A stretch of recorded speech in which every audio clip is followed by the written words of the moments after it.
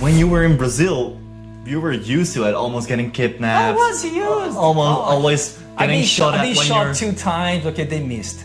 They hit the door of the car and the windscreen. I've been stabbed once, but I was so lucky that was of my jacket. I just cut my jacket. And every single thing like tried to rob me. You know, because so many times they don't ask you, they shoot you first and then they ask something. I was used to that. Like we had the friends, the few that remains alive, let's say. Because you know, people are coming, staying 6 months, like this is crazy. I cannot deal.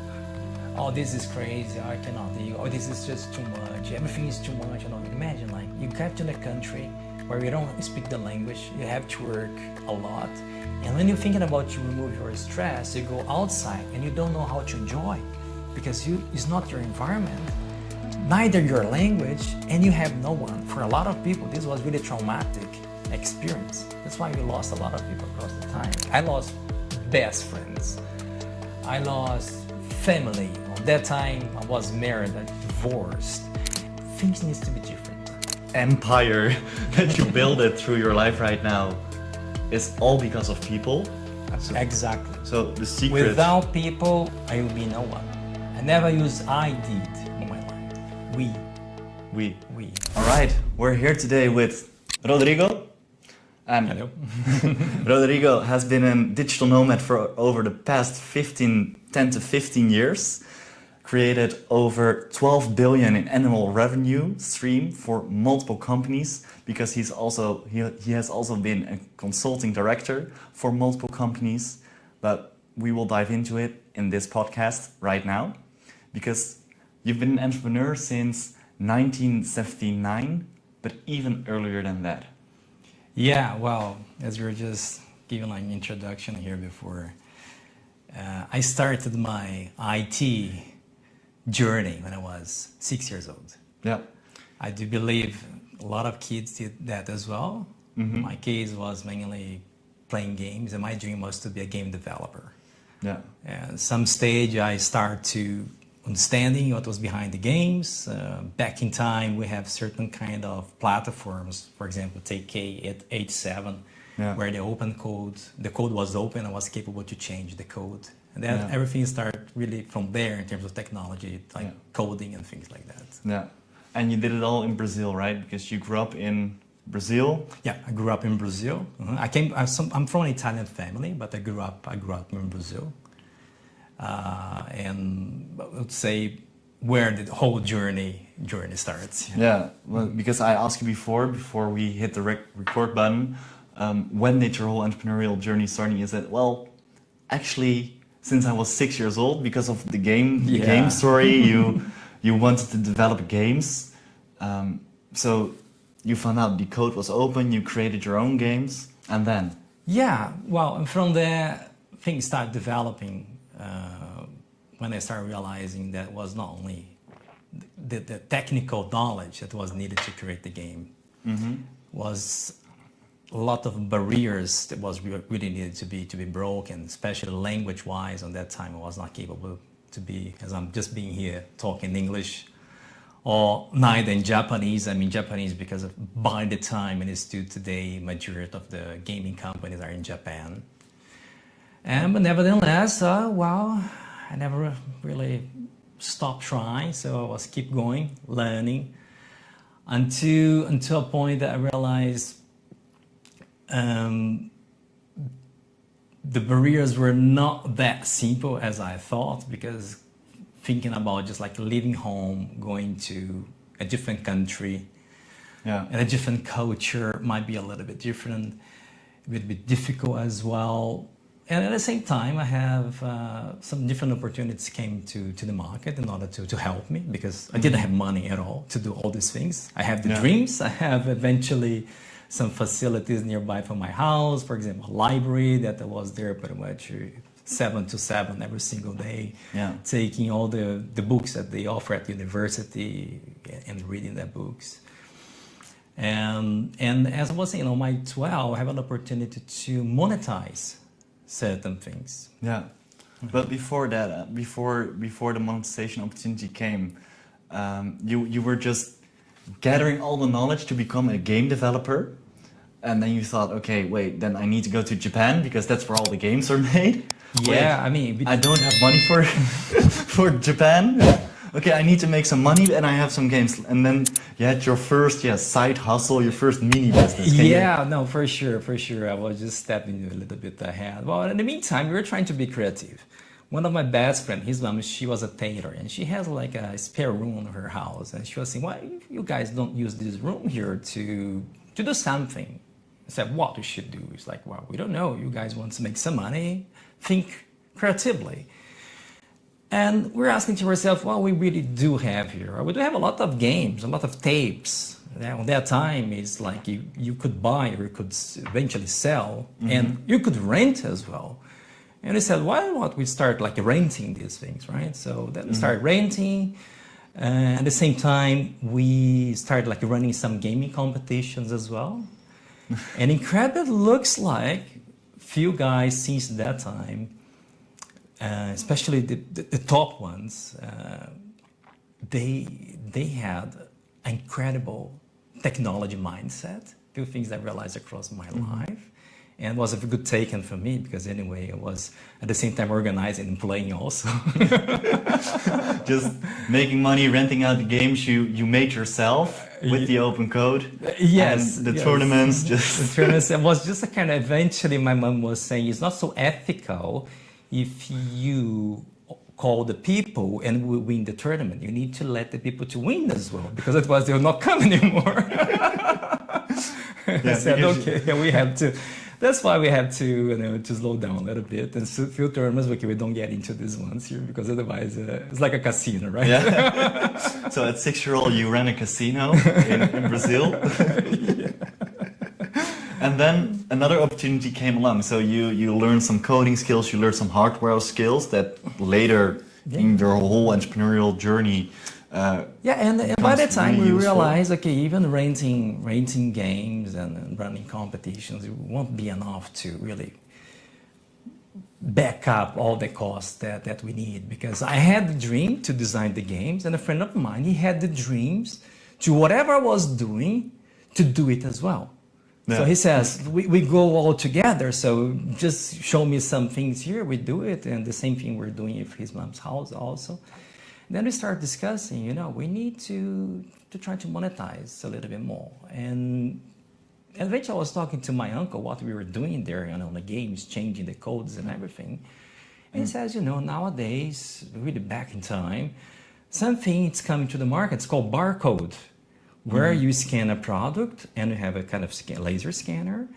And you convert that information to a computer, and then you can see the price or calculate things like that. But things needs to be done in terms of software, in terms of hardware. Why don't you guys? Your uncle owned a supermarket. Yes, he had a supermarket there, and he decided, okay, I can back up in terms of financial scenario. So I buy everything you guys need, and we give a try to see if this is developed. And it starts like that, like really playing as a kid, taking like a laser gun, shooting each other, like don't shoot an eye, can make it blind, things like that. And we started understanding how the hardware was working. It was like scales, we put on the scales, and then we realized it was needed to have a certain interface with the computer. We were learning that as well, absolutely from the scratch. You have zero people to help us because again back in time internet was not even existing. We could not Google anything. Nothing. We were like back to the library and trying to understand a few things, talking to the manufacturer of the scales, asking for some PDFs. And well, by the way, not even PDFs was a different name. I forgot the name now. The documents PDF was not even existing at that time. But anyway, the manual, how it works. And we like slowly understanding, and things starts to moving ahead.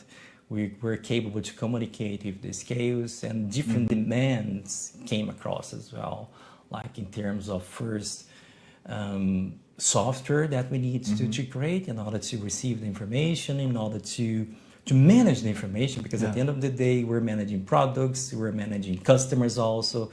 On that time, it was very common to people go to the supermarket and buy and pay at the end of the month. Yeah. So that we have to have a kind of accounting system billing system, and at the same time a system that was managing everything together. That's what's called CRM, the customer relationship management.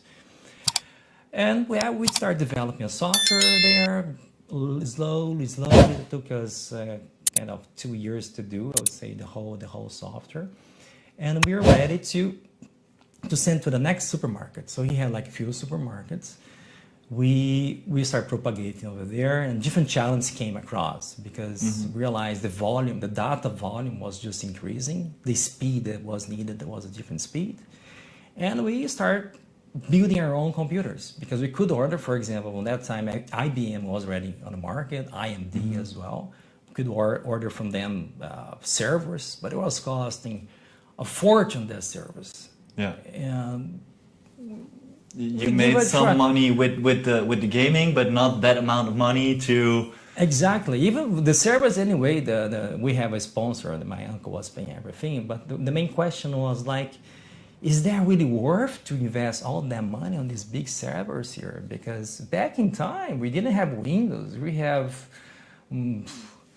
AS400, it's another system operational that's really weird to work on that big servers, or MS-DOS that happened at the time. And we said to ourselves, let's give it a try. Let's start to building up our own computers. So we did some research. We still, on that time, playing games anyway, but on the computers, and we realized games was extremely demanding in terms of processing and everything. And we were thinking, well, maybe if you take one of computer gaming setup and put it there, it might have some good effects.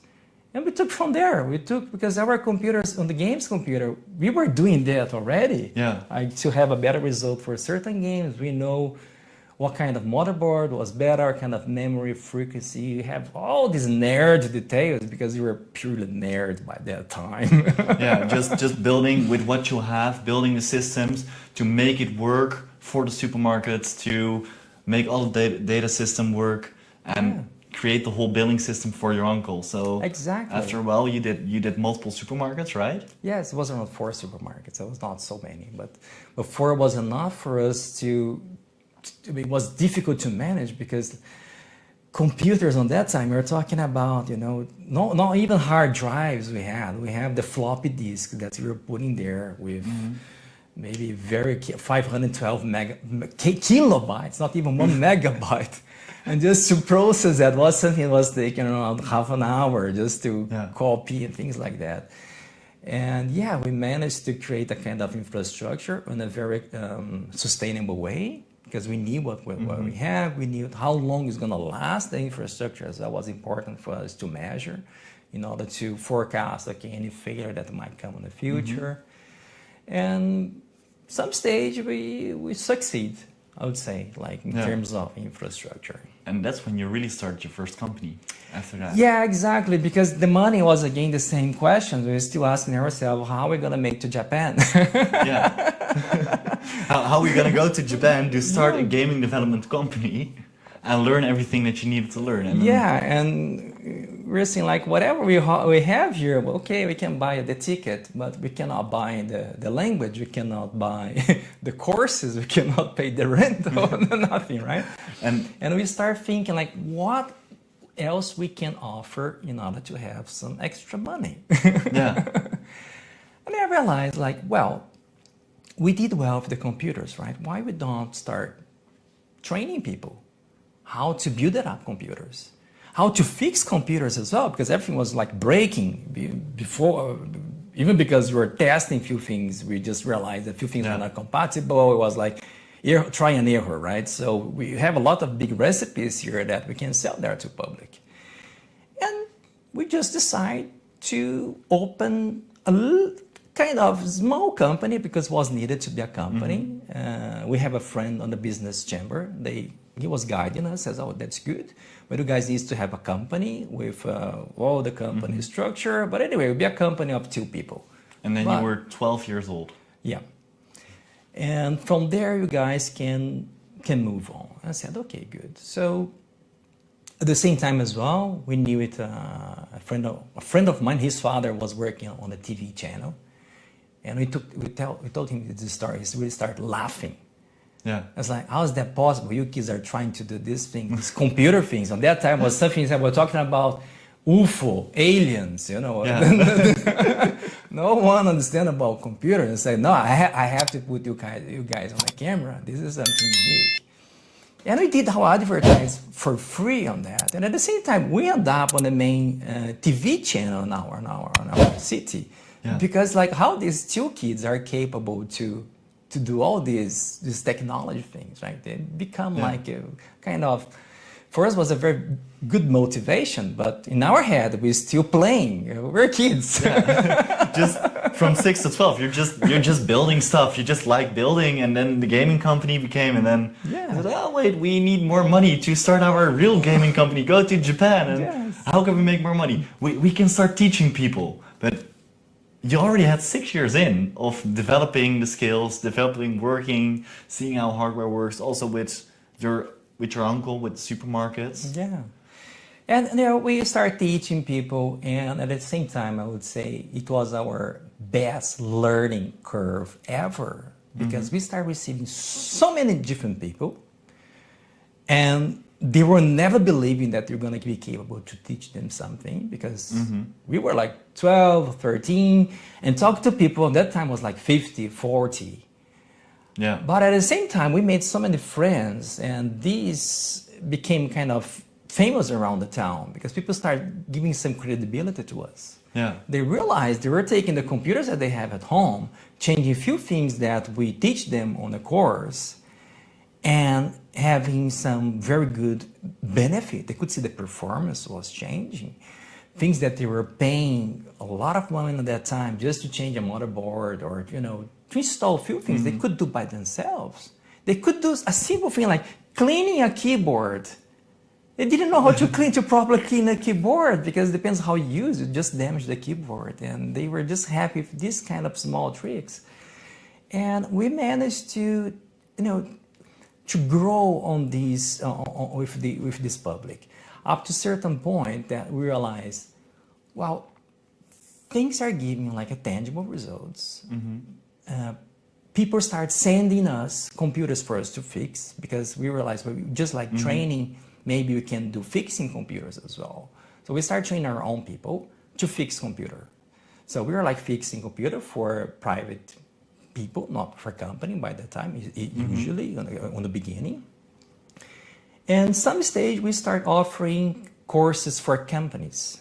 But that was a big challenge, as I forgot to tell you. We have to hire somebody that was more credible. Yeah. So we hired a guy that he was just graduated from he was an electrician engineer. So in theory, he was supposed to work with computers. And we offered him a free training. So we trained him and he started working for us. And we're taking him to open the door on the business chambers because the business chambers for us was the best, I would say the best way to reach all the business community.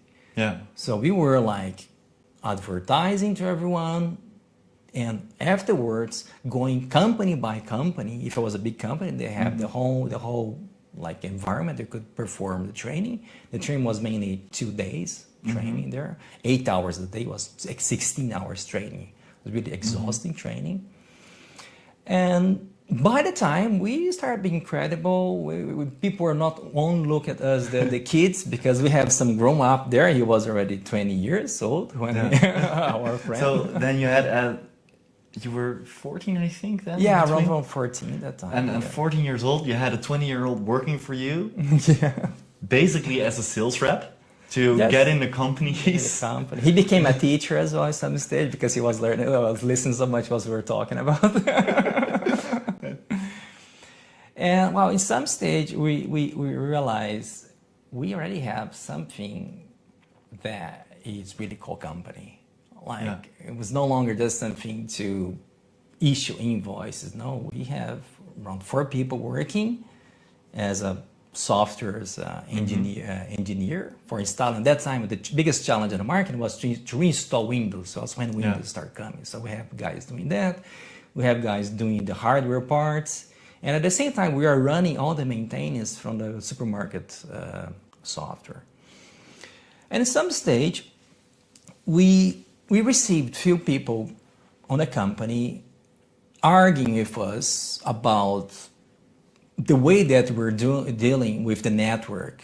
Yeah. Because at the same time, when we were connecting all the computers on the supermarket, we have to understand about networks. Because as I said, we didn't have internet. We have badly kind of, we could call BBS on the time, but it was just too slow. That was not good to use. So we had to have knowledge as well in terms of cabling, infrastructure, really infrastructure, how to make a network cables, different of network cables and things like that. And we see these guys from the telecom companies because they saw us a kind of potential competitor on the market.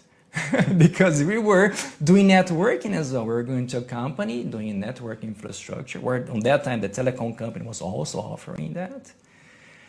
And for them we have evolved this talk. For them, they understood that it was easy to partner with us in the sense that we're going to teach them the way that we're doing. And then they could propagate this across the company. We create a kind of partnership with them. We learn a lot with them as well. So like in terms of regulations. And by the way, we're doing a lot of things that was not really 100% good. Of course, you're 14, 15 years old. What can you expect? Like, yeah, you're running a full size. Was working. It was working, and then like a bigger telecom company saw you as genuine competitors. That's a big compliment. Yeah. And then they said, okay, those kids, we need them. We need to work with them because... Yeah, it was really small like that. I'll never forget, because once a guy that was working for this telecom company, he hired our service to fix his network on his house. And I was there by myself because he says network on his house. No, who's this guy? Yeah. I went there to check it out. And he had like 4 computers, cables, very nice technology in every single computer. And I said, who is this guy? Yeah. And he, at the end of the day, that we did all the networks for me, he sit with me, he was having offered me a coffee. And we have a very long discussion, and we realized we were discussing things on the same level. Yeah. And I said, who is this guy? And I guess on his head was the same thing. Who is this guy? Yeah. Because how old was he? And he was like 45, 50 years old. And you were there as a 14-year-old just discussing on the same level. And I have no idea who is that guy. I just realized he was a very big guy, a big manager from a telecom company afterwards. Yeah. And that's, I would say, how the stories end up, because I believe he spoke with something on the company. They came to check it out on us. We established a very good friendship. We learned with each other, because this evolves so fast in terms of regulation, safety, things that we have no idea what really is supposed to be regulated. That we applied, and become a business. So we have the main telecom company in Brazil. It was the only private company on that time. As our main customers, was something that I just realized it's a couple of years later that how good was that? I have no idea it was that good.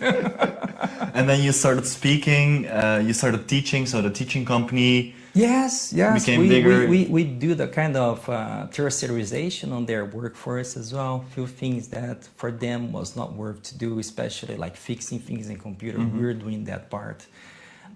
Things that were not specialized as well, like cabling, digging the ground, cutting things. They have their own specialized people also. We kind of partner on this service for a while. And then at some point you were speaking to groups of like 2,000 people right in front of you. Yeah, because everything was multiplying. So we were talking maybe with 10, 20 people, and then that 10, 20 people was talking to more 10, 20 people. And if you're really seeing things, how things propagate, was a lot of people on a scale, right? To see, even today, just to pass a cable on the street, we're talking about at least 20 people that needs to cut their special way, the architects, they need to analyze. And it's just the end. If you go back, like how many people needs to plan before the demand and the technology is going to be used, how it's going to be. It's a massive planning. It's a very big scale. And then at some point you were talking to over 2,000 people as a, I think, 15-year-old at that moment. Yes. And the then message has been propagated for everyone. And then someone asked you a question that you earlier said that changed your life. Yeah, so at some stage, we have been invited for the strategic meetings from the company. And we started realizing that how technology evolves beyond our eyes, our knowledge. Because first of all, myself, a friend of mine, and another friend of mine, on that time, we have zero formal background, formal technology background, right? We didn't know where things were coming from. We just learned things from the books and try and error. And then I started realizing, okay, technology at that time was coming a lot from the US, was coming from Sweden, Finland, especially telecommunication technology. And they were discussing something that was called mobile technology. So what today, it's mobile phones, our iPhones. And a lot of discussion was coming across because we started realizing that the way to manage, not only in terms of infrastructure, but in terms of managing the customers, how to build the customers, how to support the customers, it will be a very big boom. And we're thinking about, okay, maybe 10 times in a figure, but at some stage we realized we're talking about 100 times in figure, because imagine back in time, you have telephone phones per houses. Especially in Brazil, hardly you have 2 landlines in some house. So in companies also, you have more, we have something was called PBX, we could use the different lines, but things were planned. Things like, I need, let's say, 10 lines. Okay, you wait 1 year in order to have the infrastructure to support that. And from one day to another, you're going to have a mobile phone that every single individual can have as many as he wants. And this is just going to pulverize and change the entire industry. And the telecom company had a problem with that because they lacked the systems. Absolutely. They have endless issues. They have to rebuild their entire business from hardware scenario to software scenario. They didn't know how to manage that. Every single forecast of managing thing has been failing for decades in telecom companies because it was so much small details in an extremely high volume that was just failing over failing. That's why we come up with the concept, okay, you learn it for failure. And then you fail again. What's the outcome from that? What's your learning from that? Let's do it again. Let's improve. And we started going more on this way. And this just came across because at the same time we have the big, it's called like the big 5 consulting companies on the market. They were really ahead on that. Names like Accenture, PwC, Boston, and so on. They're offering this software, a concept of software for telecom companies that was costing a fortune, that even for the pockets for the telecom companies was a lot. And some they just said, well, but I understood what they're really offering. I said, well, I have pretty much everything what these guys are offering here, and it's working. But of course, in a very small scale. I take care of customers, I take care of the bills, I take care of the pretty much what is needed here. Of course, there's something that needs to be evolved, needs to be developed. And nobody listened. Like, oh, come on. And that's good to know because you had that working, because that's the exact software you built for your uncle, for the supermarkets. They used the billing software the telecom company needed, but they did not listen to you. Yeah, I mean, they took me like I was a guest on the meeting. I was a guest, and a guest of 16 years old, 16, 17 years old, and everyone there was above 50s, or at least 40s. And so, like the big businessman in suit. And... Yes, exactly like that. And they, of course, they never took me in consideration. They just started taking seriously when they start hiring the company from the big companies, the bill start knocking their pockets, and they realized the challenge was way more complicated than what they were thinking. And they started talking about, we need to sell parts of the company, we need to do IPOs, this initial public offering, in order to bring money to the company. And then I said again, let me say again, I have this software and I can charge you less than 10% what you're paying for these guys here just to do something, what today we call proof of concept. And you tell me if something that can go ahead or not, like, not gonna cost you that much. Yeah. And I said, is it working? I said, yeah, it's working already. I took them to the supermarket and I showed them, like, that's the way they work. And then they realized, oh, it's really working. Oh wait, this 16-year-old that comes in right now has the solution to the problem that they were paying thousands and thousands of euros for. Yeah, millions of euros. That's the saying, right? And they gave me a chance. And I said, I know this chance to be simple. I'm just going to take one business case that you have here that you're struggling, and I'm going to develop that. And I put it on because a lot of things that you saw it is already working. I'm just going to accommodate for you to see that's working. And they gave me something that's really like trivial because I'm the one that developed all the software. So I did really, from 6 o'clock, I was like that. So many times I was not sleeping. So 6 o'clock to 8 o'clock, like non-stop the whole night. Yeah. And 9 o'clock, I called them, it's ready. I can present. I said, what are you talking about? It's ready. It's ready. And how long have they been struggling to... Months, taking people from everywhere, taking people from US, people from Finland, people from Sweden, paying first class tickets for them, 5-star hotels all the time, plus all the costs, and the most expensive daily rates on the market, because technology at that time was something that was a kind of, was alien. Oh, this guy's an alien. What he's talking about? What language he speaks? Oh, he speaks English.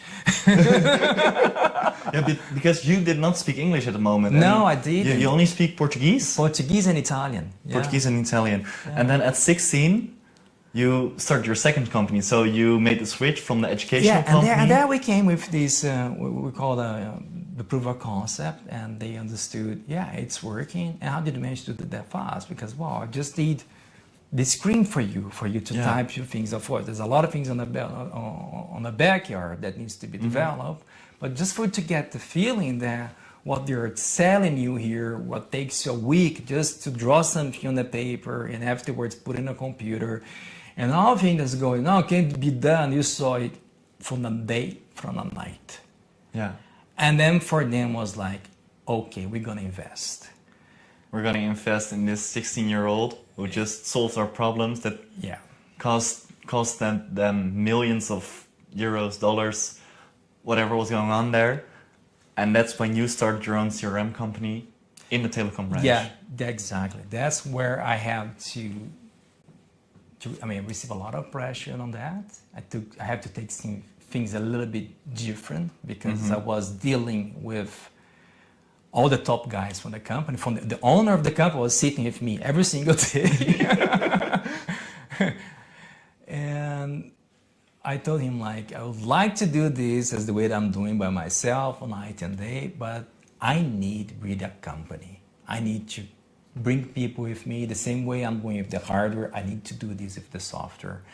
Because your demand, I can't forecast your demand. It's massive. I don't know if it's going to even end your demand, because for them as business, they just believe, okay, I'm just going to sell, right? To buy this product and we sell for a certain margin and deliver. But software was not like that. It was everything on the details. Like, why was taking too long? Because it was really about the details. Like, okay, you have certain, this detail was making things failing all the time. And I said, I need to have people. I need to have at least 20 people with me. And then we started. So that time I started by my university, by the way, because I said, now I need to go to university. I need to meet people. Because there's always like few friends here and there, but I didn't have my network. I didn't know who I'm going to hire. Who are these guys that works in IT? I didn't know. Majority, especially in my hometown, was coming from abroad or from the different towns. And I had to go to the university. On my university, in the first year, I started understanding who are the guys that were like potential to learn a few things. And we become friends. We invite to join a company. We start a company together. And I teach them how to develop. So I was doing a favor for the university, teach them how to develop, because they're going to learn at the university. And well, most people go to university to learn, and you learn the university thing. Yeah. Thanks to my gaming addiction. And it was easy for them. I created a kind of framework that everyone could learn fastly, and I could just take, and afterwards do a review and put the way that I seen it was the better way. Things start going well. They start paying us finally, because it was beginning was just like pocket money to keep the business running, and then they started paying us. And they decided to cut the main contracts, one of the big companies from the US, they were offering the service for them, and give this contract to us. Of course, they kept the strategy and everything, things that we could not have the knowledge on that, because it was outside from our, I would say, boundaries. But we did the hands-on. We really developed the software, we developed the hardware as well. Eventually, it depends on what kind of things that was needed, the upgrades and so on. And up to the point that I had to find more people, but with a different quality. People that has already been on the market, has a very good background, because things just scale so fast. So I could not do it the same way. I was just like training people. I have to find people for the market. And then I went to São Paulo to meet a big company, big IT company. There were like 500 people there. And I came to him, I said, I need your people. And he was trying to sell his people to me. I said, listen, I need your people in one sense. If they start working for me or with me, they're gonna learn with me. It's not fair for you to sell your service to me, because I'm gonna build it up for a company. And I took them to the town where we were working. He understood what we were doing, and he got into like, well, let's be partners. Let's work together. So then he offered me around 100 people from his company. We partnered together. And plus I have 400 on the back scenes, because people get sick or few things can pop up that's slightly different. It was a very good partnership. They really helped us a lot. We were together for I would say a very good time. And yeah, I would say that's how the CRM concept started. Yeah. And has been scaled exponentially, because this telecom company, they have around 12 subsidiaries across the country. So we have to start kind of, I would say, I would not call nomad journey yet, because we were going to certain towns, we were like training people, taking all the telecom people as all together first, because they were the one in charge to propagate and everything.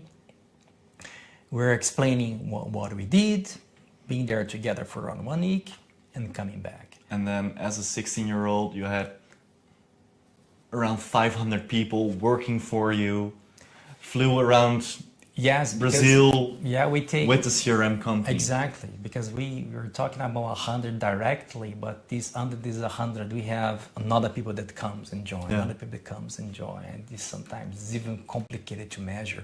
It's a massive business. And then at some point when you were 17, you thought, okay, I need to better my knowledge. Now you only spoke Portuguese and Italian. Yeah, that comes a very different challenge, because again, the same challenge you had when you were 6 years old, wanted to start a gaming company and did not speak English or Japanese. Exactly, because like, despite the fact I've always been learning English, but English in Brazil, we're not capable really to teach you how to talk. I was reading very well, writing very well, and understanding actually reasonably well, but I was not capable to talk. And I said to myself, I cannot just keep going the same mistake. You know, I don't know if I've heard about the concept of insanity. Insanity is if you do the same thing all the time, expecting different results. Albert Einstein. Yes, and I said, I don't want to be insane, so I need to do something that makes sense, where I'm going to start looking for where I could learn English very fast. And I said, I need a break, fully disconnect as long as I can, but I need to get English, because we realize more and more we're dealing with customers that are non-Brazilian customers. Our telecom company demand were decreasing by the time. Yeah. And we figured out we need to expand. We did this with the main telecom company in the world, the only private company in Brazil. And on that time, every single public telecom company, they're going for public auctions. So the government decides to make it private. And so that's the right opportunity. We saw groups like Telecom Italia Mobile going there, Telefonica going there, AT&T going there. Every single group is that. And these guys always speak English. And I cannot just take a translator all the time here and trust in someone who's going to translate their best if I cannot really develop things, right? Yeah. So then I took a break. I went to Canada to learn English. Up to a point to say to myself, yes, I can take care 3 past, present, and future. From now on, I will develop by myself. Okay, Yeah. Thank you, Canada. Back to the business. You did your job, Canada. It's fine. Now I'm gonna do mine. Yes. And that was very good. That was when we managed to expand a little bit. We made at that time. I said to myself, I have to finish my university. I was talking to the principal of the university. Because a lot of companies, they were like corporate companies. Yeah. They were talking to you like in a different level. They don't know you. They asked, what's your background? I said, yeah, I was doing gaming at home. They started laughing at my face. Well, you managed to work as a boss, you work with the company, earning good. Yeah. As a 17-year-old, building your own CRM system. But in your head, it's just like, I was gaming. Yeah. and eventually I was getting respect of them when I was so lucky to create a very good relationship with my customers that they were talking on my behalf. Yeah. So he says gaming, but he's kidding. He was really telling me in business what we were doing. And then, wow, these kids are not kids. And then I came to the principal of my university and was like, I need to take a degree here. How can you manage that? He says, well, by Brazilian law, you cannot really have a degree from one day on another. Even if you already have a lot of certifications, I did all the certifications that people need first to finish university, go to the market, and have 5 years of study, have something. I have already that with my 14 years old. But we know a university in US that can manage that for you. And the first time really that I get engaged with MIT in the United States. And there was one reason behind it. You told me in the conversation we had before, because you learned English, you managed to become one of the bigger players within the company, within your own CRM company for telecom companies, and you said, I want to make a bigger impact and I need more knowledge for the corporate sectors to go global. Yes. Right? Exactly. That's why I started thinking about how can I first have the respect. And then I heard about MIT. I went there and I explained what I did. I took all my certifications. And they told me, well, university here, you don't need to do it. Because you already have, of course, there are a few things here that you don't have yet, but in overall, you achieve what you're supposed to achieve. But we can help you to be where you want to be, to make it global, to find the different customers. And then they start approaching some telecom companies. We got to know Telecom Italia Mobile, and they have subsidiary in Brazil. And I guess that's to dive in Telecom Italia Mobile. They did not want to do business with you at first. Oh yeah, no, I was knocking at that door. They were seeing like a gamer, a kid, and because before like in the big companies, especially if you knock at that door, you're never gonna be talking to the right people. Yeah, always gonna be a bouncer. Yeah. And if that bouncer doesn't open the door for you to go further, you're not going to anywhere. And that's as an 18-year-old or as a 18-year-old? Yeah, on that time I was already 18. Yes. Yeah, you had a lot of responsibility, you had a lot of people on your back, a lot of stress, and you had one way for yourself to manage all that stress, right? And that was... Yes, exactly. And then at the same time, I always had my sport career. And it was really helped me to first to be capable to work sometimes 36 hours or more than that, 52 hours non-stop. We had like especially conference or something that we had to deliver something. We're like that. We're promising things in advance, right? Can you do that? Yes, of course we can. And people was looking like that. They're insane. Like, we need to do it. They want to see that. And we were like really starting Friday night sometimes and ending up Monday morning, awake, working to fulfill market demand in order to have opportunities. And this when was really helping for that. It was mainly the sports, because we always like, okay, how can we like remove this stress, right? Some people like playing football, another one swimming, and I would always love to race. Like since kid, I was a BMX racer, and afterwards mountain bike. And some stage I start going to motorcycles, and I end up going to what's called today SBK, that's superbike racing. Yeah. That bike that goes like 300 kilometers per hour. Yeah. This kind of bikes. And when I saw the door facing my face with Telecom Italia Mobile, I started talking to my father.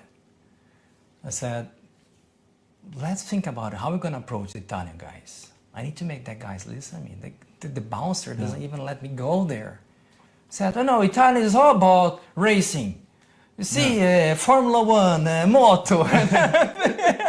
just and I said, racing. And I said, whoa, Dad, I never thought about that.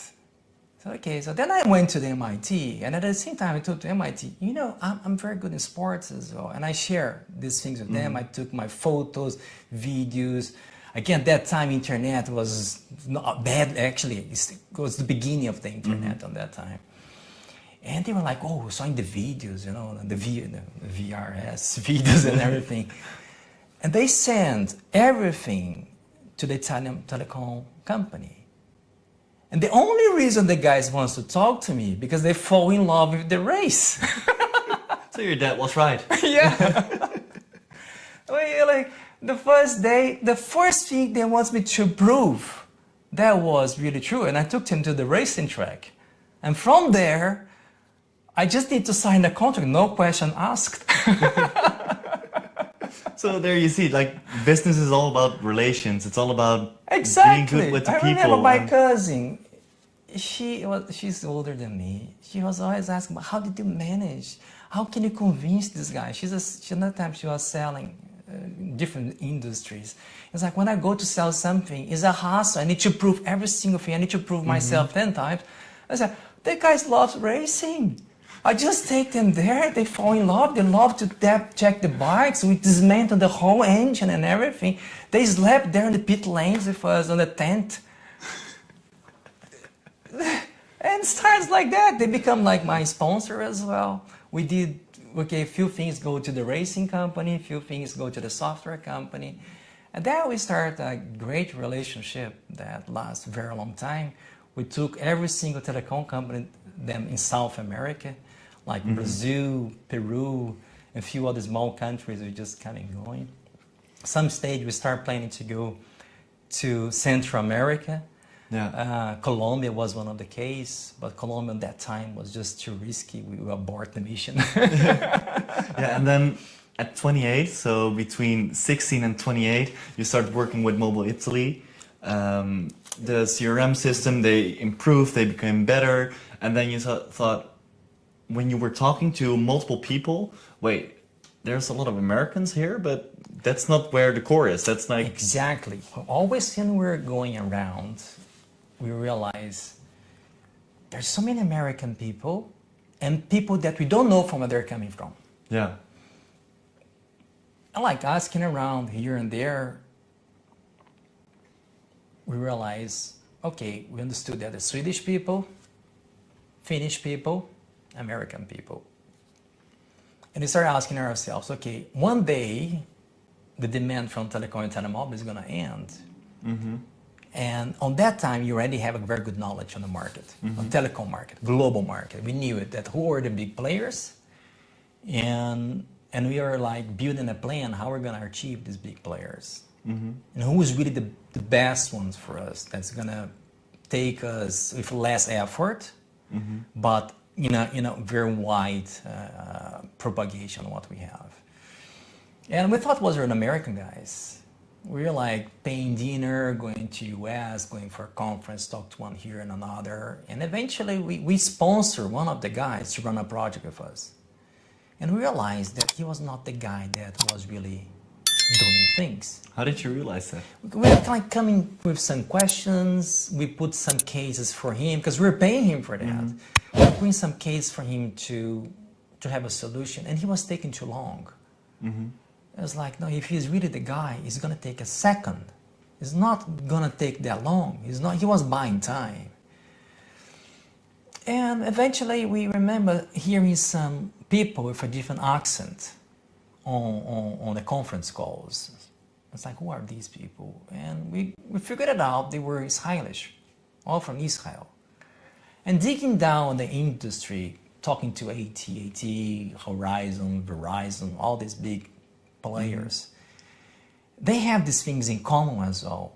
They're buying technology from a different country. They're not really producing. They're like just adding on the top the name, doing some tickling here and there, but things were not really being developed yet. And some stage we realized they were from Israel. And we never thought about Israel in our life. And I said, okay, who are these guys, right? And eventually we managed to find someone that booked a meeting with us. So I went there for the meeting to get to know. And I started understanding we call the shadow of telecommunication, or they're always being hidden. And these guys, they were on that time way ahead of any competition, way ahead. And by the way, Japan as well. Japan is another long story. And then we realized, okay, we have the Swedish guys, we have the Finnish guys, and we have these Irish guys. But these Irish guys were like maybe 50% ahead of the Finnish guys. Okay, these might be the guys that we're gonna partner with. And we started having these discussions. I brought to them what we did. And they said, well, we do have a CRM software as well. And our software is used more or less on 70% of the global telecom market. I thought they were kidding, like 70%. How's that? That's a lot. Yeah, and they really figured it out that it was a monopoly, it was a hidden monopoly on the big players. From Israel? Yes, from Israel. And they were already on the stock markets as well. They have massive capitalization, we're talking about a couple of billion of dollars. And I said, well, yeah, we need to partner with these guys. How are we going to work together? Like, we're going to sell the company because we realized we're nothing. We did something, but these guys, they have the global. The sharks. Yeah, they have the globe on their hands, and these are the guys that are going to put us through. And we managed to be partners on them. We deal well in terms of business partnership. But the main assignment that they sent to us was something very different than what we did. They wanted at the same time for us to get to know their systems, their CRMs. They have whole solution for telecom, was massively systems. And they sent us to South Africa. And I would say in South Africa it was when things really start changing a lot for us. Number one, people that wants to go. We have a really big breakthrough. We were around 40 people at that time, main people, 40 people, and end up maybe around 6 by the time in South Africa. Initially it was just 2, just myself, a friend of mine. And then you were 28 when you arrived at South Africa. You signed a contract with the Israeli company that you would work together for 4 years in South Africa to build the complete telecom market with your softwares, with everything needed. Up to certain stages, the main goal there, it was to make sure that the World Cup is going to happen. Yeah. Because they were like, this was around 2004, 2005, and the World Cup was 2010. And I realized, okay, this is something really different for me, but you were talking about software and hardware. It's something that we offer to the market. So it's going to be something that we already have the knowledge. It's about to build it up people, and see how the business goes. And when I landed in South Africa, it was pretty much really the first country outside America, right? You were talking about South America, more Central America, pretty much. And by the way, very dangerous, especially Brazil was a very dangerous place, and it's still kind of a lot of problems in terms of security, corruption, things like that. When I landed in South Africa, I met a person that was there to take me. And get into the car, was looking to the car, asking, is this a bulletproof car? I said, yes, a bulletproof. I started thinking, nobody meant anything about of risk to myself. Like, and I never heard anything about the only thing I heard about South Africa, that they have apartheid on the past. That was my knowledge about South Africa. Besides that, not even the capital name I needed. I knew it. Things really has been done in a night for a day. We get together, we sign the contract, and I asked, when you're ready to fly? I said, I'm ready to fly. These are my bags. And that's just, at that certain point, you built a massive company. You had enough resources to do whatever you want. And the only thing you owned were like the 2 bags. And you're like, okay, let's go. Yes, it was pretty much like that. Yeah, and then by the time when I was there, I was just telling you, we have this, it was my first shock that we were in a very dangerous territory, but very well protected. They have a very good infrastructure, security, things like that. And that was not the real shock. The shock was the protection that you had. Yes, because I got into the car and I realized I'm in a bulletproof car, and he was explaining to me how things was working. It was another car in front of me, driving another security car. And I said, okay, where we're heading to was a hotel. He said, this hotel is certified by us, we have our own security and everything. But it was a different life for me. I'm like, okay, I was always used with the uncertainty things, but not used to be surrounded by bodyguards. For me, it was like, you guys are taking my freedom, because sometimes I just go and take the risk by myself. But also, because you told me before in the previous conversation that we had that when you were in Brazil, you were used to it, almost getting kidnapped. I was used. Always getting shot at when you're... shot 2 times. Okay, they missed. They hit the door of the car and the windscreen. I've been stabbed once, but I was so lucky that was of my jacket. I just cut my jacket. And every single thing, like, tried to rob me. You know, because so many times they don't ask you. They shoot you first, and then they ask something. I was used to that.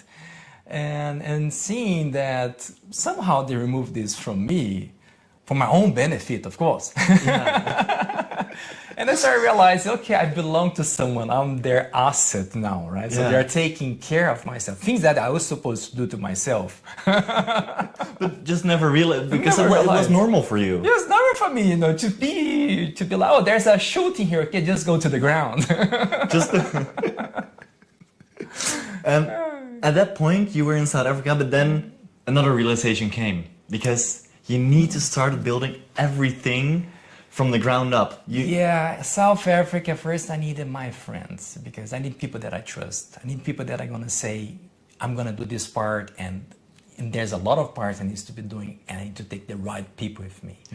And that becomes a very big challenge. First, language. A lot of people are not even speaking English.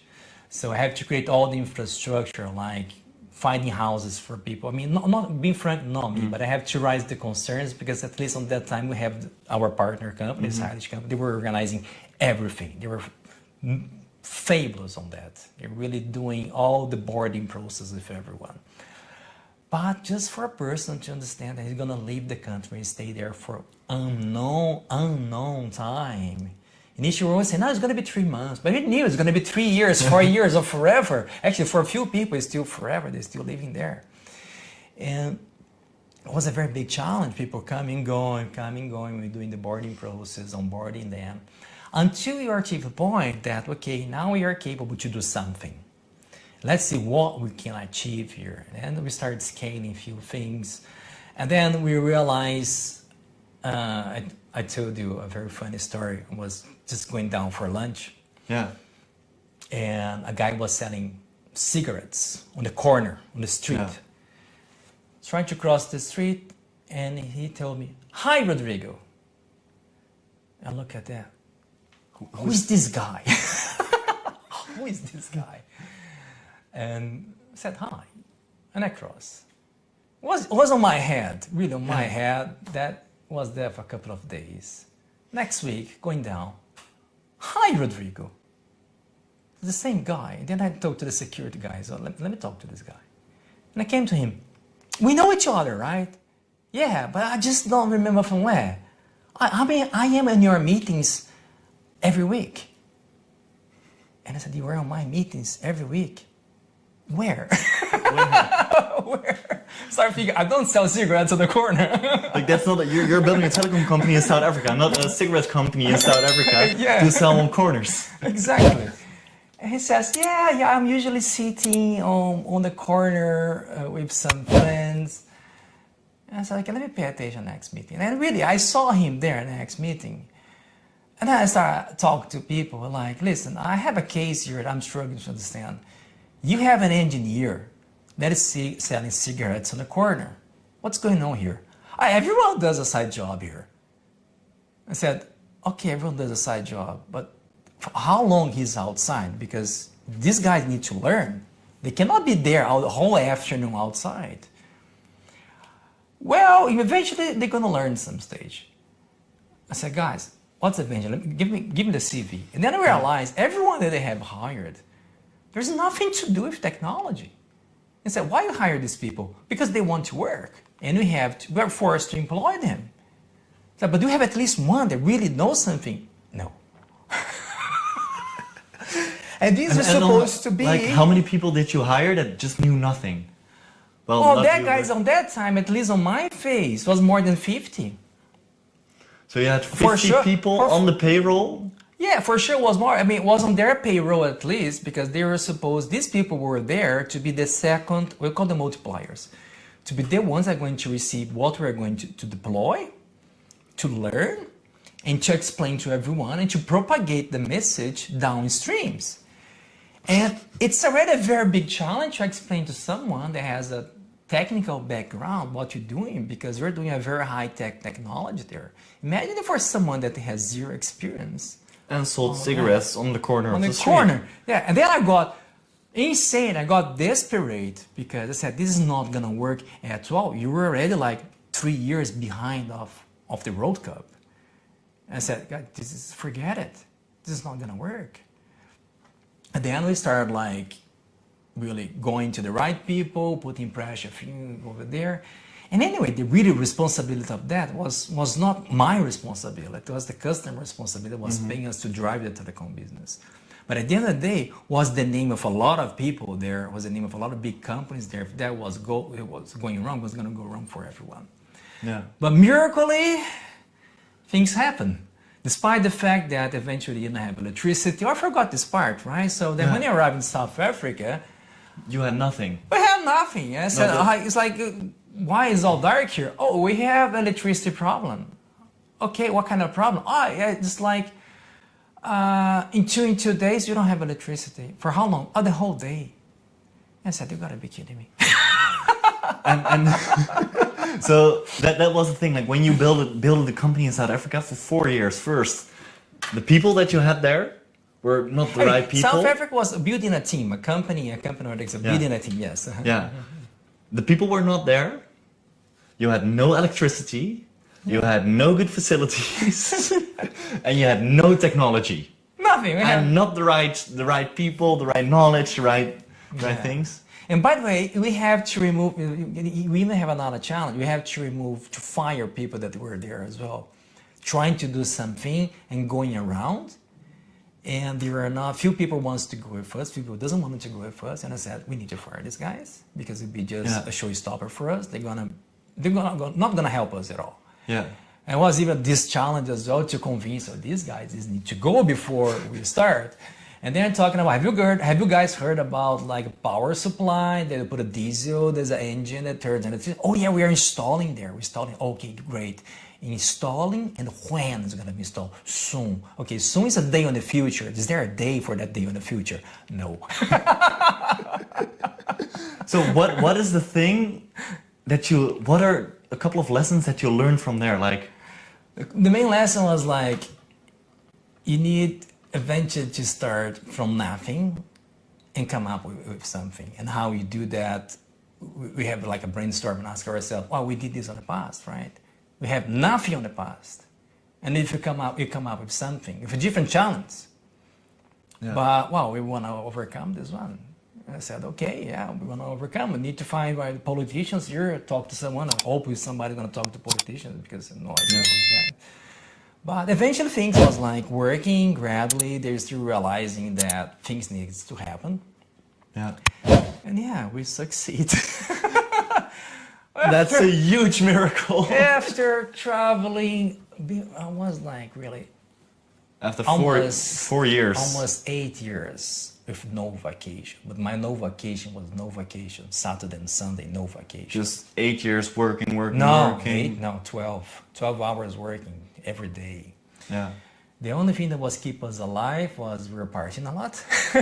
Partying a lot? Yeah, it was having a lot of fun. We managed to keep the group.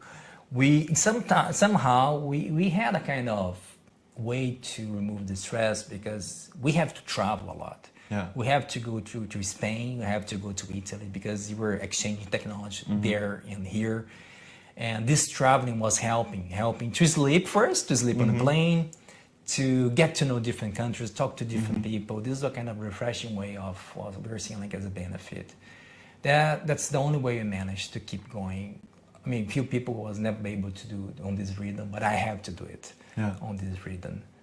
And eventually we lose people, we lose family, but if it's your passion and if you use our name on the line, with a very big fine if you don't accomplish. How do you look at it right now? Did you realize, okay, I lost family, I lost people, but it's your passion, your works?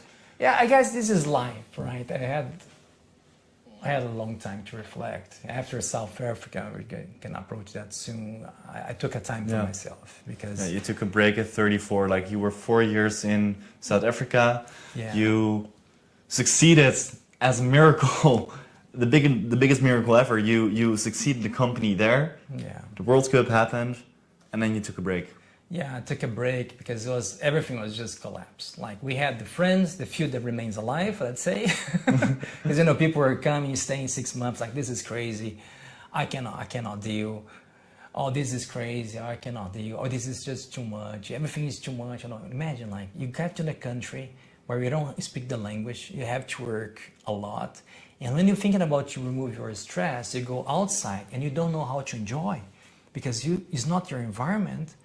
Neither your language, and you have no one. For a lot of people, this was really traumatic experience. That's why we lost a lot of people across the time. And for me, this time to cool down was a time to reflect about life. It's like, things needs to be different. The pressure was just too big. It was not my pressure at the end of the day. It was pressure from investors, it was pressure from customers, from everyone. This really needs to change, and I really changed myself. I pushed the button and I said, it's no way I had like this anymore because I lost best friends. I lost family. On that time, I was married, I divorced. And that we need to find a way what to, we promised in some stage the nice road, right? Where we can, we can have friends, we can raise families, and it's not the way I had. And this is when I took a break.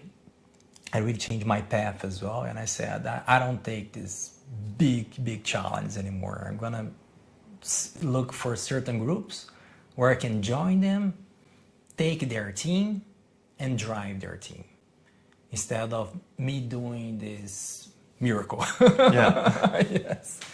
And that's more or less where things started going afterwards. Yeah, and then you had like 10 years of just, after your break, managing time, just managing everything you created, managing everything you've built. I would say normal life. So I started working 10 hours a day. Normal life? Normal life, 10 hours a day. Yeah, weekends, I have weekends. Eventually I came out to 9 hours a day. I don't think I ever worked 8 hours a day of my life. But it's always like theoretical because I'm out from work and I'm always thinking about something that will come next. And it's also that like we met at a bar, and there also we just talked about the business. We talked about it's also passion. Yes, it's also exactly. just business is also passion. That's who we are. That's what feeds us. That was drive us and make us do whatever needs to be done in order to to accomplish our dream. Yeah, and then at 2016. After 10 years of managing? Yeah, like 2016 was a time that I was already in Switzerland. After being through Spain, Italy, a few other countries, I ended up in Switzerland because a friend of mine always called me to come to Switzerland. Yeah, and that was the digital nomad or the more nomadic period when you just traveled a bit. And yeah, exactly. There, I would say where the nomad started, because before I was a long-term nomad, right? Like living in Brazil, going to South Africa, where I was there pretty much 5 years. Yeah. In the same place. It was a nomad in the sense of you are migrating to a different country and bringing something for their culture, and at the same time taking on the sense of learning their culture as well. So that was a kind of exchanging of experience that I call part of the nomad spirit as well. Like, to, it's not just about traveling, it's about getting to know people, putting their shoes on your shoes, and see life in a different perspective. And what's that perspective for you? Well, I can tell a very good example. I met people in South Africa that invite me to sleep on the jungle. They're from tribes. Mm-hmm. And I did this eventually in few different people. And I started understanding first happiness. Mm-hmm. Because so many times we are, especially nowadays, we're so far away and believe that people doesn't have enough purchase power or doesn't have enough education, they are not happy. Mm-hmm. But no, start understanding happiness comes from simple things. And I learned a lot of them on this sense. Like I started understanding people, not only the people that was with me, but people around me. And that when I realized this is very rewarding, every single one. And I started doing this more and more, getting to know people, becoming almost like a best friends, visiting the family. And that really changed my life, to understand a better humanity. So I'm kind of person that my friends even talk, or you talk even if the guy that's sleeping on the floor drunk, you wake him up just to talk. Yeah, it's more or less like that. And then, so in those 10 years of managing in the times of South Africa, you learned a lot, you've gained a lot of experience. That's where maybe the first seeds of the nomadic experiences just were planted. And then on 2016, your company went... Yeah, in 2016, IPO, right? I had my company back autonomously running with the people in South Africa, and on that time I started seeing that the competition was just increasing exponentially. Mm-hmm. We started seeing a lot of movements coming out from China, from India, and I said to myself, am I want to build it up to scale a consulting company that's going to be multi-billion company as they were on that level, because they're being backed up by the government. Their investment was like 10 billion per year just for people and raising. I said, no, I don't want that. And I don't think I even can do that. So that was like the reality. That's my crazy times. I was trying to slow down, so I don't want that. And I said to myself, I need to sell my business, because it's just a question of time. Because I realized there's a very common concept in the road. You can fight, always you can offer quality, but always there's a price for a certain quality. And across the time, if your price is still very high and another price is lower, people is going to give a try for another one that doesn't have a very good quality, but has a good price. And I saw myself that, because we're selling as European prices. So if you take back in time or even today, comparing currencies, Chinese currency or Indian currency or any currency that's less valuated than euros, and even going further, thinking about workforce and things like that, it's becoming non-competitive. I said, I'm not going to be able to survive here. And I said, well, it's a time to sell my business. And a friend of mine, he was the owner of the Telecom company in Switzerland. He was saying, yeah, let's try to sell everything, because he also wants to sell the Telecom company. For him, it was always complicated as well, for different challenges that they're facing. And I said, okay, put me as a supplier here, and we sell all together. Like, well, not only myself, but every single vendor that was there, that had an intention, we have an opportunity to negotiate. And it was pretty much where I end up, we would say, with my own company, main companies. Yeah. Yeah, and you, I remember you in the talk we had before. You said something about the moment you sell your company. It's like the moment you have your company, and there's a moment you need to sell your company. What was it? You had a really good sentence about that, but I don't remember the exact sentence. No, for me, the good sense was like, first, the opportunity that I have, and I need to be unique, that opportunity. Because by the time I would just be like swallowed by the big players. Yeah. Personal life as well, I said to myself, it's a time for change. I already decided it's a time for change. Even there's that voice on my head saying, no, keep going, go ahead. Go back. I said, no, I need to slow down. And yeah, I would say it was just my personal life and looking for the competition and understanding what I really want for my life at that time. Yeah. Yeah. And then your company, you sold it through the IPOs of from your company in 2016, and then from 2017 to 2020. Oh yeah, that life has changed again, because when you go through any merger and acquisition, especially an IPO that's initial public offering, you have no idea who is buying. Yeah. And in other words, the chance for you to keep in a business is near zero. Yeah. Because you have to deal with somebody that you don't know. For sure, they already have a massive infrastructure, otherwise they will not be buying. And your prices, you're never going to be the same. You're going to be way less than what you're offering, because you need to start from scratch from them. And I said, it's a time for change. Start like looking around, talking to people. And I went to certain events that I usually go every single year, technology events, where pretty much the whole telecommunication and technology for telecommunications is decided every single year. We have the proposals we're going to head to or not. Start talking to some people there. They said, like, we're buying a company in Switzerland, and we know that you know everything about that company. I said, how do you know? We just met. Yeah. And I realized they were already investigating me since a long time. They knew they were going to be there. They were straight to the point. And we got to know each other. They present themselves, who they were. I said, okay, that'll be good. So be willing to help you on that. Because, of course, the majority of all the softwares, it was like my softwares, of course, a little bit changed here and there, but the core is my softwares. And we start a very great journey, very big, it's an investment fund at the end, American one.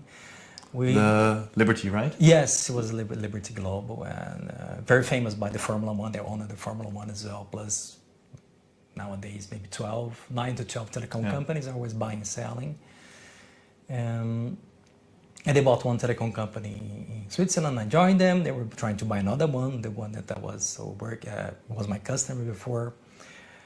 And by the time we were discussing about digital way of living, digital way of perceiving life, because like we remember back in time, between companies, we were always capable to have what we're just having here right now. Yeah. Enough infrastructure to communicate among each other in a very efficient way. But that was a valid added service for telecom. So it was not offered for public people. Of course, if a normal individual could buy it, but you're going to pay business prices for that. So you really need to have something that brings you tangible in order to pay that price. So this was mainly business customers there. And we realized the road has enough infrastructure to bring this to the public. And we started doing some investigation, some research. We paid some companies to do this for us. And in a lot of countries, this was already a kind of things that was popping up. Yeah. Was like start being accepted for you eventually when you're sick to work from your house with your laptop and a camera. And I started saying, wow, this is going to be very soon a good plan, because behind the scenes, there's a lot of business case that helps the companies on that. Yeah. So we need to come up with some way that we can, if it's needed, we can turn our entire team to work in a digital way. Then we start one thing that's called digital transformation. Yeah.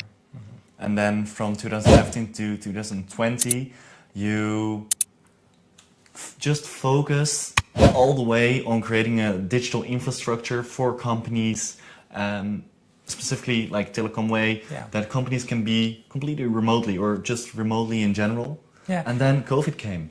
Yes. I mean, initially was first for our employees, and then we start thinking we need to sell these more to the customers. By the way, we're already selling that to the customers, but just with more enhancement. And around, when was, I guess, April 2020, COVID came in place. And then you got proof of concept. And I said, wow, guys, that's what we need. That's what we need. Like, people are talking about how I'm gonna work. Like, well, we know how we're gonna work.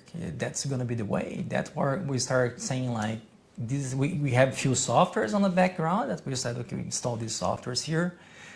We already digital actually inside of the company. We have every single communication digitalized. Of course, we have meetings, conference meeting, person by person, but we could do it remotely anytime, and we start doing. And it was just a matter to organize, like, infrastructure, how it was going to work, who's going to work for certain places. And that comes a little bit of challenge about law as well, because especially myself, that's when I came to Madeira. I said, well, why am I going to be in Switzerland in the middle of the winter at home, cold, where I can just be on the beach? And then during COVID, with the digital infrastructures, we're in your office right now that you run the company from. Exactly on this office here, right? And we started dealing initially with the infrastructure point, and afterwards people dealing with people, explaining to them, like, you have the rights to be happier if you want. Go to the beach. Go to the beach. Go to your ski mountains house, because Switzerland is very cold. A lot of people has them house on the mountains. Go there, check it out, give it a try. If we have enough infrastructure working, why not? And that's how things start. I would say we have problems with law, especially if you have a company in the same country across like 6 months. We have to observe these things. But besides that, I would say it's when the digital road combined with the nomad road. I guess they make it good coming together, right? They're what we call today the digital nomads. Yeah, and that's the funny thing, because through COVID, the whole way of working just changed through the digital nomads that we know now. It's because of COVID, but it's also because of the digital infrastructures that you invested in. It's also because... I believe the way that we are today, even despite the fact that we have a COVID, we're going to end up where we are today. But the COVID was an accelerator. Yeah. Was something that was there in place. And for us, like, this must, was the only way to survive. This must work. And that worked. For big companies, worked very well. Medium size, small size, even today is still a challenge for them, but they are already adjusting in order to follow this path. Yeah. And then we actually are here today, and I asked you the question before and talk about, like, what now? Well, what now? That's a very good question. You worked your ass off. You did that part since you were 6 years old. Till 2016, you sold it through the IPO. So now we're in the office. That's just with a great view of the beach. During COVID, you got proof of concept from 2017 to 2020 that the digital infrastructures you built were useful. They worked. This again, proof of concept. And right now we have AI, we have the digital nomads, we have traveling, we have everything. What's your focus point now? On this age that we are, it's called digital transformation. It's a very long journey. And this journey is very different than any transformation that we have in the past, especially because nowadays the speed of delivering, deploying, and creating different technology products are increasing exponentially by several facts. Number one, people are getting more educated in technology day after day across the globe. So that increase all this pressure on the technology side. And having this possibility to work remotely and being a nomad or a digital nomad makes life more enjoyable. You know, back in time, everyone was talking about, I am IT developer. Oh, you're a nerd. Yeah. You're just sitting at the computer every day there. Oh, what a boring life. Yeah, it's a boring life. Okay, despite the fact I love it, but it was a boring life for certain people. Yeah. Nowadays, people are sitting on the beach, doing their coding, having their tea, their coffee, having a conference, and going back home. So the whole landscape has changed. And if you're thinking about how many people we're going to convince in the road to join this path, it's way more than anything else we thought in the past. And that's coming back to your question, what's next? The next is to understand where we're heading to. That's a very big challenge because things are going so fast. Now we have AI as well, with a very long subject that we can take for another time. It's speeding up even more. And yeah, like myself, I try to understand. I really say try to understand because what I have today as a vision doesn't last too long. My last 3 months, 4 months, and I have to review. So it's 24 hours thinking about where we're heading to. And doing things that I like most. Yeah. Incredible as looks like, sometimes I open my old softwares just to see how things was done. I have some hobbies at home that like, I built up some robots with my son. I'm teaching him how to do robots. But this is a hobby. This is something I don't want to go further, but this is a hobby. And I started talking with different industries as well. Not only telecom, for example, clothes industry, automobile industry, saying like, we do have so much things in a different industry that you guys can use, especially talking about relationship with customers, right? Because one thing, you have a customer that pays your bill for the entire life as a telecom with you. You have that relationship that we need to take care. You need to take care of them very well. It's different than when you buy a car and after 15 years or 10 years you buy the same car, right? It's a different relationship.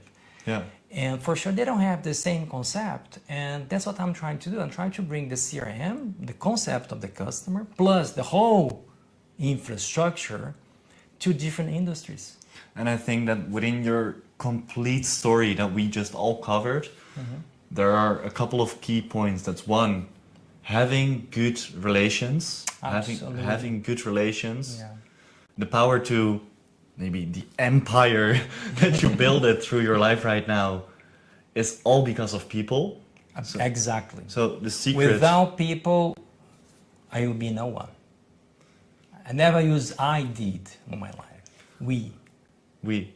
And I think another really important one is you share. You share a lot. Like your first company, the educational company, was about sharing knowledge. We talked about it in the previous talk as well, that your CRM company was able to grow that big because you shared knowledge inside. Right now, we share a story.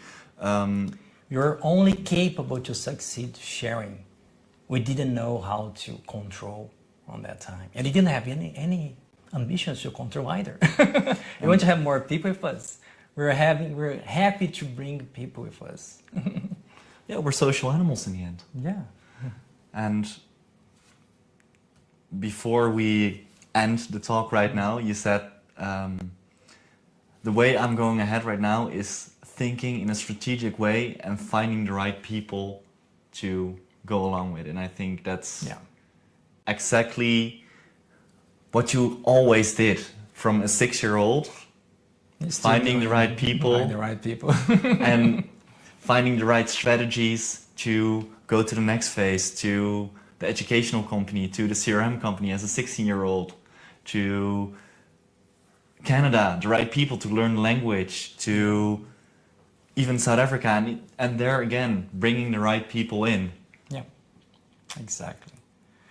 We just take the cake recipe that we know that has a successful and try to make even better step by step. I think that's it. Okay. For this talk. So I will thank you. Thank you so much.